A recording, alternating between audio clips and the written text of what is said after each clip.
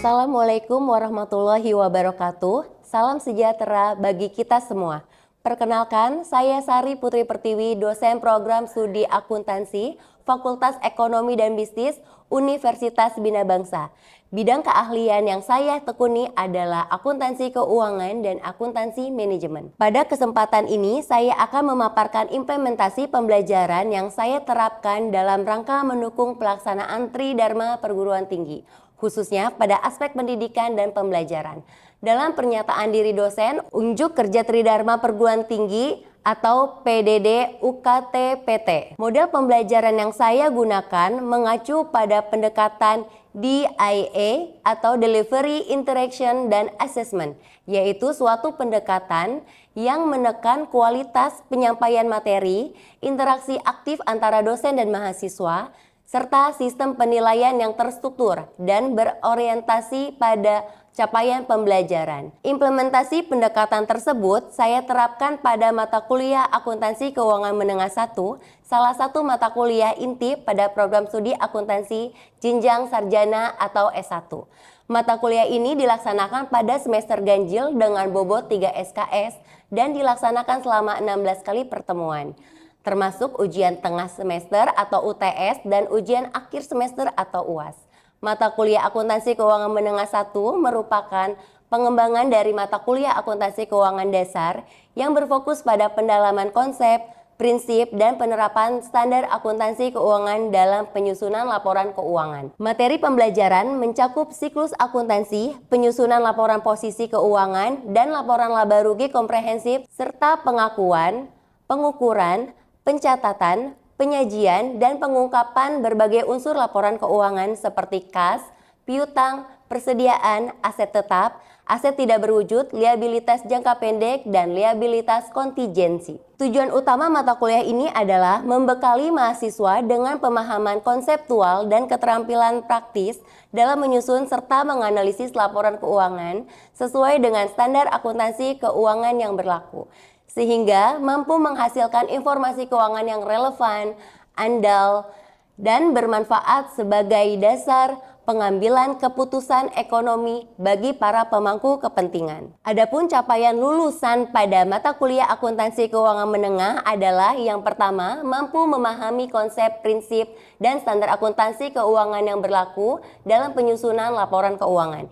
Yang kedua, mampu menganalisis, mencatat, mengukur, dan menyajikan transaksi keuangan sesuai dengan standar akuntansi yang berlaku. Yang ketiga, mampu menyusun dan menginterpretasikan laporan keuangan untuk mendukung pengambilan keputusan ekonomi.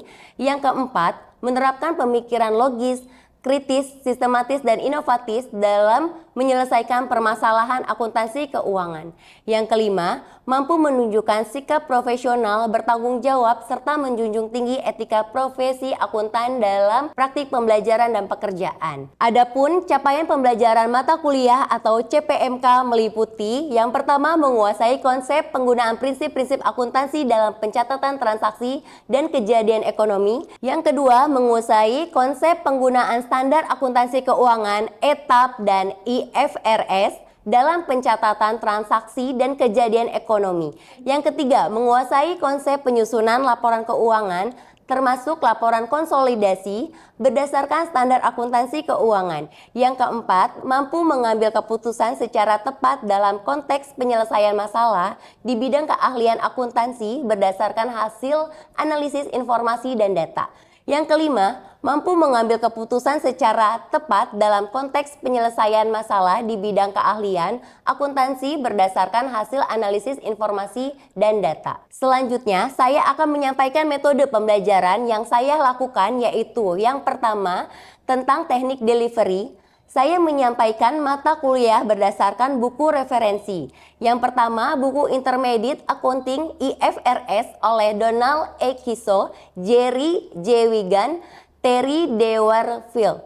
Yang kedua, buku Akuntansi Keuangan Menengah berbasis PSAK oleh Dwi Martani, Sylvia Veronica Siregar, Ratna Wardani, Farah Mita, dan Arya Edward Tanujaya. Yang ketiga, Akuntansi Keuangan berdasarkan SAK berbasis IFRS yang dikarang oleh Hans Kartika Hadi, Rosita Uli Sinaga, Merliana Samsul, Sylvia Veronica Siregar.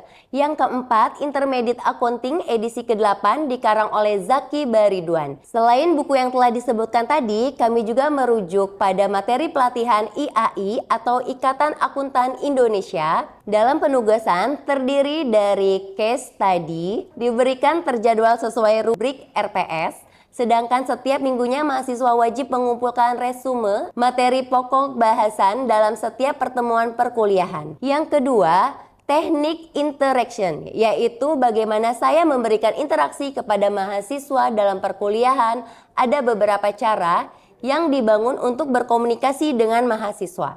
Yang pertama, berkomunikasi di dalam kelas.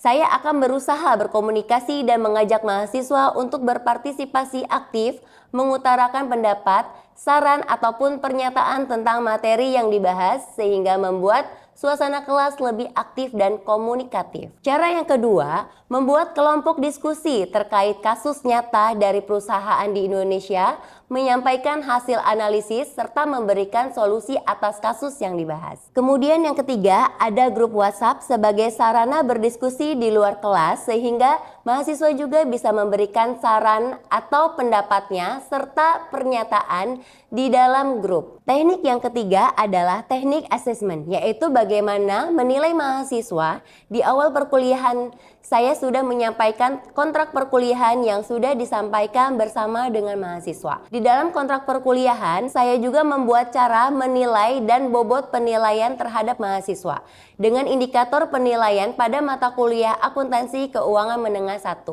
Pertama, kehadiran 10%, yang kedua, tugas dan keaktifan 25%, dan yang ketiga, ujian tengah semester 25%, yang keempat, ujian akhir semester 40%. Berikut ini saya tampilkan implementasi video pembelajaran dengan pendekatan metode DIA atau Delivery, Interaction, dan Assessment yang saya terapkan dalam proses pembelajaran pada mata kuliah Akuntansi Keuangan Menengah. Terima kasih atas perhatiannya. Wassalamualaikum warahmatullahi wabarakatuh. Assalamualaikum.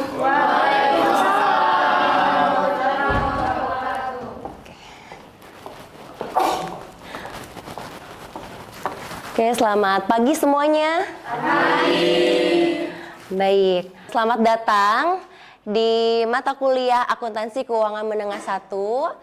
Sebelum saya membahas materi kerangka konseptual pelaporan keuangan, saya akan mengulas kembali untuk minggu lalu. Kira-kira ada yang masih ingat untuk bab minggu lalu siapa? Yang masih ingat? Ya, silakan Munsiroh. Pembahasan minggu lalu itu mengenai pelaporan keuangan standar akuntansi, yang dimana pelaporan keuangan standar akuntansi itu menjelaskan alur pencatatan akuntansi, merangkum proses transaksi dalam bentuk laporan. Oke, betul sekali. Selain itu ada yang bisa menambahkan? Saya, Bu. Oh ya, silakan. Yang pertama itu laporan posisi keuangan atau neraca, yang kedua laporan laba rugi dan laporan penghasilan komprehensif, yang ketiga itu laporan ekuitas, dan yang keempat itu catatan atas laporan keuangan. Ya, betul sekali. Jadi masih ingat ya bab yang minggu lalu kita bahas. Nah, sekarang kita memasuki bab kedua atau pertemuan kedua mengenai kerangka konseptual pelaporan keuangan. Sebelum kita memulai materi perkuliahan, boleh kalian absensi terlebih dahulu. Silakan menggunakan handphone barcode.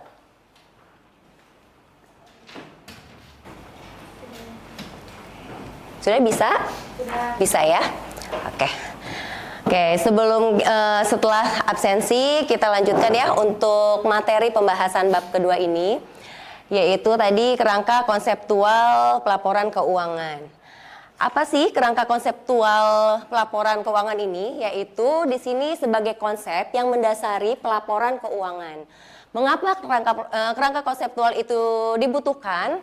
Karena yang pertama di sini ada penyusunan aturan seharusnya didasarkan kepada sebuah konsep dasar. Yang kedua, lebih mudah bagi IASB untuk menerbitkan publikasi yang baru, lebih berguna secara konsisten dari waktu ke waktu. Nah, kenapa sangat bergunanya? Asumsinya yaitu bahwasannya kalau jika ada standar akuntansi baru, kita akan mengacu terhadap kerangka konseptual tersebut gitu. Agar kenapa? Agar sesuai konsep dan teorinya tidak ada kesalahan lagi, yaitu sesuai acuan yaitu kerangka konseptual. Begitu ya. Oke, kita lanjut untuk pembahasannya. Di sini ada gambaran umum kerangka konseptual, yaitu terbagi menjadi 3 level. Level yang pertama di mana ada tujuan dasar pelaporan, yang kedua atau second level karakteristik kualitatif dan unsur laporan keuangan. Maksudnya apa? Di laporan keuangan itu harus terdaftar karakteristik apa saja, unsur apa saja yang ada di laporan keuangan. Yang ketiga, di sini ada pengakuan, pengukuran dan pengungkapan. Ya, kita bahas sebelum bahas satu persatu levelnya, kita lihat dulu kerangka konseptualnya. Di sini bentuk kerangka konseptualnya ada 3 tahap. Tahap pertama yang paling bawah, tahap kedua, lalu tahap yang ketiga, level yang ketiga gitu ya maksudnya. Oke. Jadi kalau untuk tingkat kedua di sini ada 2 ya, ada karakteristik sama unsur. Yang ketiga ada 3, yaitu asumsi, prinsip, dan kendala. Nah, biar agar lebih jelas lagi, kita menjelaskan untuk level yang pertama. Level yang pertama yaitu mengenai basic objektif atau tujuan pelaporan, di mana menyediakan informasi tentang entitas pelaporan. Menyediakan informasi tentang entitas pelaporan yang berguna untuk investor dan calon investor serta juga untuk kreditor dalam kapasitas mereka sebagai penyedia modal. Maksudnya apa? Maksudnya asumsinya yaitu laporan keuangan dibuat yaitu untuk pengguna di luar entitas seperti kreditor, seperti investor ataupun calon investor ya. Di sini juga ada berasumsi bahwa pengguna memiliki tingkat kemampuan yang wajar terkait dengan bisnis dan akuntansi keuangan yang dibutuhkan untuk dapat memanfaatkan informasi yang tersedia. Maksudnya apa asumsi ini? Yaitu maksudnya minimal si pengguna ini yang tadi saya sebutkan kreditor, calon investor dan investor, minimalnya dia mengerti mengenai apa itu laporan keuangan. Minimalnya dia mengerti ada apa aja sih akun-akun di laporan keuangan, seperti itu. Ya, paham ya sampai sini? Kita lanjut. Di sini second kedua atau level kedua yaitu mengenai fundamental konsep, di mana fundamental konsep itu terdiri dari karakteristik dan unsur-unsur. Karakteristik kualitatif itu sendiri yaitu mengenai informasi akuntansi, kemampuan untuk membedakan antara informasi yang lebih berguna dan informasi yang kurang berguna. Kenapa? Itu untuk tujuan pengambilan keputusan. Nah, di sini ada yang berguna atau tidak berguna, bagaimana maksudnya? Jadi di dalam kerangka level kedua ini yaitu di mana laporan keuangan yang lebih berguna berarti dia di dalamnya itu sudah sesuai karakteristik sama unsur-unsurnya itu ada. Tetapi jika bisa dikatakan kurang berguna karena ada beberapa karakteristik yang tidak ada di laporan keuangannya, seperti itu. Nah, untuk second level ini bisa kita lihat ini kerangkanya second level yaitu dari ada relevan sama faithful representasi, di mana relevan ini terbagi menjadi 2 karakteristik dan faithful representasi ada 3. Nah, ini ya dari atas ini sampai ke bawah yang bagian 4 ini masuknya ke level kedua. Oke. Nah, di mana saya bahas satu dulu ya untuk yang relevansi di sini di mana 2 karakter fundamental yang terkait dengan kegunaan informasi bagi pengambilan keputusan. Jadi laporan keuangan ini relevan atau tidak sih gitu, atau relevan atau kurang relevan kayak gitu. Nah, itu maksudnya ya. Jadi relevan ini terbagi menjadi 2, ada predictive value sama confirmatory value. Dimana jika laporan keuangan memiliki nilai predictive value itu yaitu jika laporan keuangan itu bisa memprediksikan untuk tahun-tahun berikutnya. Kita baca nih laporan keuangan. Oh, ternyata laporan keuangannya bisa diprediksikan untuk tahun-tahun berikutnya gitu. Berarti dia masuk nilai ke predictive value. Oh, dia bisa memperkirakan nih. oh 5 tahun mendatang atau 1 tahun ke depan berarti perusahaan tersebut akan laba nih. Nah itu berarti laporan keuangan tersebut masuknya predictive value. Yang kedua di sini confirmatory value, di mana confirmatory value ini memberikan konfirmasi bahwa apa yang dia lihat secara yang dia lihat gitu, misalkan perusahaannya itu terlihatnya besar nih, dilihatnya dari mana? Oh dia banyak cabangnya. Yang kedua perusahaan tersebut banyak iklannya gitu ya yang mempromosikan. Yang ketiga perusahaan itu terkenal lah gitu, jadi banyak yang tahu. Nah dia jadi beranggapannya oh perusahaan itu perusahaan besar misalkan ya bagi pengguna. Tetapi saat si pengguna laporan keuangan itu membaca laporan keuangannya ternyata tidak ada confirmatory value, maksudnya oh tidak ada yang menjelaskan perusahaan itu bahwa benar-benar perusahaan besar gitu.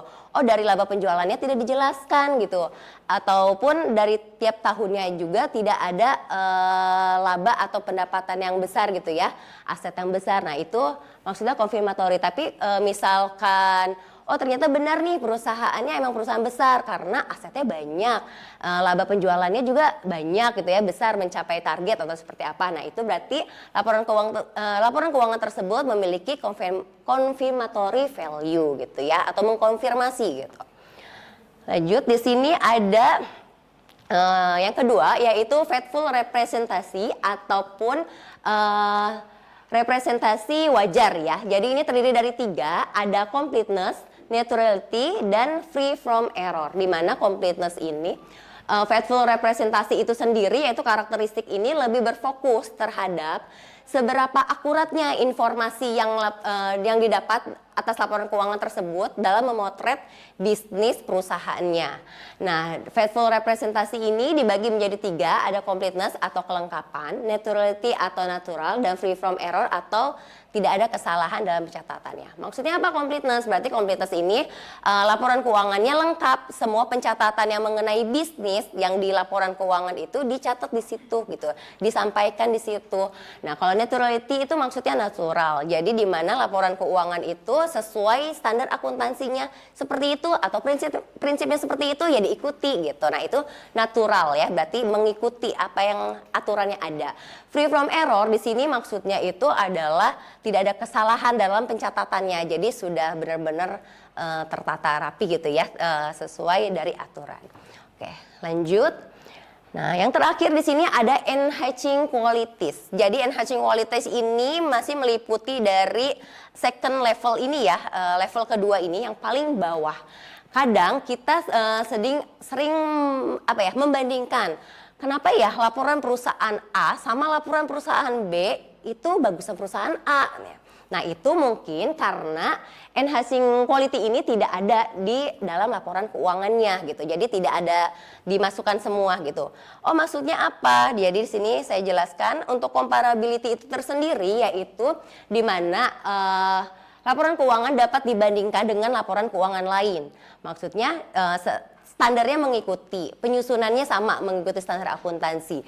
Jadi bisa dibandingkan laporan A sama laporan B gitu ya. Jadi karena sama-sama satu prinsip atau satu standar akuntansi. Yang kedua, verifiability ataupun siapapun yang membaca si pengguna itu akan menghasilkan keputusan yang sama. Misalkan saya baca laporan keuangan, kalian baca laporan keuangan. Oh ternyata kita sama-sama menghasilkan keputusan yang sama yaitu ingin menjadi calon investor di perusahaan tersebut gitu. Karena berarti yang kita baca laporan keuangan itu sesuai gitu ya, sama memberikan keputusan yang sama yaitu perusahaannya ternyata bagus dan baik untuk menjadi calon investor gitu. Yang ketiga di sini ada timeliness atau tepat waktu, di mana timeliness ini di suatu laporan keuangan biasanya menurut standar akuntansi itu 1 tahun sekali ya untuk publikasi laporan keuangan, tetapi ada juga yang per 6 bulan ataupun per 3 bulan ada ya. Nah, kenapa harus per 1 tahun sekali? Karena harus tepat waktu. Kalau misalkan perusahaan tidak saat kita mau baca nih sebagai pengguna, ternyata laporan keuangannya belum ada, belum timbul. Bagaimana kita mau baca laporan keuangan, bagaimana kita mau jadi investor di perusahaan tersebut gitu ya. Jadi laporan keuangan itu harus tepat waktu yang pastinya. Nah, yang terakhir di sini understandability. Understandability di mana laporan dapat dipahami sama kita. Nah, kadang lulusan S1 akuntansi aja belum paham laporan akuntansi seperti apa bacanya dengan benar-benar gitu ya. Apalagi yang bukan lulusan S1 akuntansi gitu ya. Jadi laporan keuangan minimalnya harus dapat dipahami harusnya ya. Oke. Saya lanjut. Di sini adalah di level kedua juga ada elemen atau unsur ya yang tadi dijelaskan sebelumnya. Di sini ada unsur-unsurnya yaitu ada aset, ada kewajiban, ada ekuitas, pendapatan dan biaya. Aset itu apa sih? Aset itu di sini adalah sumber daya yang dikendalikan oleh perusahaan sebagai hasil kegiatan di masa lalu yang diharapkan dapat menciptakan keuntungan ekonomis untuk di masa depan gitu. Jadi kalau aset perusahaan ada mesin nih, tetapi mesinnya itu masih bagus, masih jalan, tetapi tidak mengeluarkan nilai ekonomis. Itu dianggap aset bukan? Bukan ya? Ya, karena dia tidak menciptakan nilai ekonomis. Jadi itu bukan aset. Mengapa kalau kayak gitu harus ditampilkan atau tidak? Tidak. Jadi harus dihilangkan aset tersebut. Nah, tetapi jadi aset itu harus ada dua komponen. Yang pertama dia itu dikendalikan oleh perusahaan dari hasil kegiatan masa lalu, tetapi di masa yang sekarang bisa digunakan lagi dan bisa menghasilkan keuntungan ekonomis. Itu dikatakan aset. Yang kedua, kewajiban. Tanggung jawab perusahaan saat ini yang disebabkan oleh kegiatan masa lampau akan menyebabkan mengalir keluarnya sumber daya manusia. Contoh singkatnya gini, saya punya hutang kemarin, berarti hari ini saya harus bayar ke teman saya. Nah, itu kewajiban saya harus membayar atau mengeluarkan sumber daya yang saya punya ya, sumber daya perusahaan gitu ya maksudnya. Nah, yang ketiga di sini ekuitas. Ekuitas di sini sisa kepentingan pada aset dikurangi kewajiban ya. Jadi singkatnya itu aset dikurangi kewajiban itu ekuitas. Terus yang keempat di sini ada pendapatan. Pendapatan di mana kenaikan keuntungan ekonomis perusahaan pada suatu periode yang disebabkan oleh penambahan atau kenaikan nilai aset atau penurunan kewajiban. Selain yang disebabkan oleh kontribusi ekuitas dari pemilik. Jadi pendapatan itu di mana adanya kenaikan nilai aset atau penurunan kewajiban gitu ya. Adanya bertambah nilai aset atau kewajiban kita berkurang nih, itu namanya pendapatan. Yang terakhir adalah biaya. Biaya di sini penurunan keuntungan ekonomis perusahaan pada satu periode yang disebabkan oleh berkurangnya aset dan penurunan nilai aset atau kenaikan kewajiban selain disebabkan oleh penarikan ekuitas dari pemilik. Jadi biaya contoh singkatnya seperti ini. Di perusahaan sudah membeli token listrik selama 2 tahun misalkan, tetapi baru dipakai 5 bulan. Nah, biayanya itu yang dikeluarkan harusnya yang 5 bulan tersebut ya. Yang 2 tahunnya tersebut yang selanjutnya sisanya itu sebagai aset perusahaan. Seperti itu ya. Oke, kita lanjut. Agar mengetahui nih, saya dari tadi ngobrol aja ya, menjelaskan aja, tetapi belum tahu ya masuknya kemana sih gitu. Biar lebih paham lagi, kita masuk ke kuis ya. Di sini ada identifikasi deskripsi dengan kualitas yang terkait. Nah, yang pertama, ada karakteristik kualitas yang diperhatikan ketika beberapa perusahaan di industri itu menggunakan prinsip akuntansi yang sama. Kira-kira ini masuk kemana ya? Ya, silakan. Comparability, ya. Coba kita lihat jawabannya betul ya, comparability. Jadi di mana perusahaan itu menggunakan prinsip akuntansi yang sama dan bisa dibandingkan laporan keuangannya, itu masuknya comparability. Kita lanjut ke level ketiga. Di sini ada pengakuan, ada pengukuran, ada konsep pengungkapan. Di mana konsep-konsep ini menjelaskan bagaimana perusahaan harus mengakui, mengukur, serta melaporkan peristiwa keuangan. Jadi level ketiga ini terdiri ada 3 bagian. Ada asumsi, ada prinsip, ada kendala. Sebelumnya saya jelaskan satu-satu yaitu mengenai asumsi. Asumsi dasarnya di sini ada entitas ekonomi. Entitas ekonomi yaitu perusahaan menjaga aktivitasnya terpisah dan berbeda dari pemiliknya dan dari unit bisnis lainnya. Maksudnya gimana? Jadi perusahaan sama pemiliknya itu entitas berbeda dianggapnya. Itu secara akuntansi ya, secara laporan akuntansi. Jadi tidak boleh disamakan gitu. Jadi harus berbeda. Nah, yang berkelanjutan di sini perusahaan akan terus berlanjut dan beroperasi untuk memenuhi tujuan dan komitmen. Kenapa berkelanjutan? Karena kita beranggapnya perusahaan ya akan terus berjalan dan beroperasi kan. Harapannya nggak mungkin dong tahun ini berjalan, tahun depan bangkrut. Nah kan kita tidak mengharapkan seperti itu ya, jadi berkelanjutan. Unit moneter itu maksudnya informasi disajikan dengan satuan uang. Baik itu satuan dolar, euro, itu yang penting masuknya ke satuan uang aja ya, unit moneter. Periodik, perusahaan membagi aktivitas ekonomi mereka menjadi beberapa periode waktu. Nah, perusahaan itu kan jangka waktunya panjang, nggak setahun 2 tahun. Jadi laporan keuangannya kalau nungguin perusahaan misalkan baru 3 tahun berjalan harus 3 tahun laporan keuangan itu akan kompleks ya, laporan keuangan 3 tahun. Jadi maka dari itu harus periodik. Jadi laporan keuangannya per 1 tahun sekali. Akuntansi berbasis akrual, yaitu transaksi dicatat pada periode di mana peristiwa itu terjadi. Jadi baru dicatat saat peristiwa itu terjadi gitu ya. Saat kita misalkan pembelian barang nih, pembelian barangnya udah datang nih. Nah, itu namanya baru dicatat akuntansi berbasis akrual, yaitu transaksi dicatat saat periode di mana peristiwa itu terjadi gitu. Oke, saya akan bertanya pada kalian. Tadi kita membahas mengenai periodik ya, di mana perusahaan memberikan laporan keuangan secara periodik. Ya contohnya misalkan setiap 1 tahun sekali. Jadi kegunaannya itu buat apa sih secara periode tersebut? Ada yang bisa jawab? Ya silakan Nadia. Tujuan laporan keuangan secara periodik salah satunya tahunnya ya Bu, itu menyajikan informasi yang akurat mengenai posisi keuangan, arus kas dan kinerja operasionalnya. Salah satunya untuk apa laporan tahunan itu fungsinya untuk eksternal. Salah satunya untuk mengambil keputusan bisnis, contohnya seperti untuk keputusan berinvestasi. Ya betul sekali.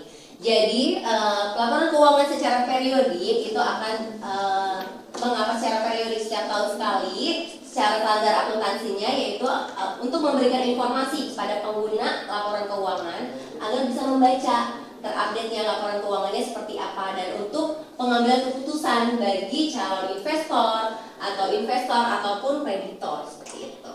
Ini ada tugas nanti kalian rangkum lagi untuk bab 2 ini sama ada ilustrasi lagi yang kalian kerjakan. Silakan dikerjakan dan nanti dikumpulkan ya untuk minggu depan kita bahas kembali. Oke, baik.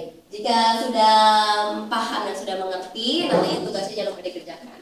Saya akhiri dulu untuk pembahasan topik kali ini. Wabillahi taufik wal hidayah. Wassalamualaikum warahmatullahi wabarakatuh.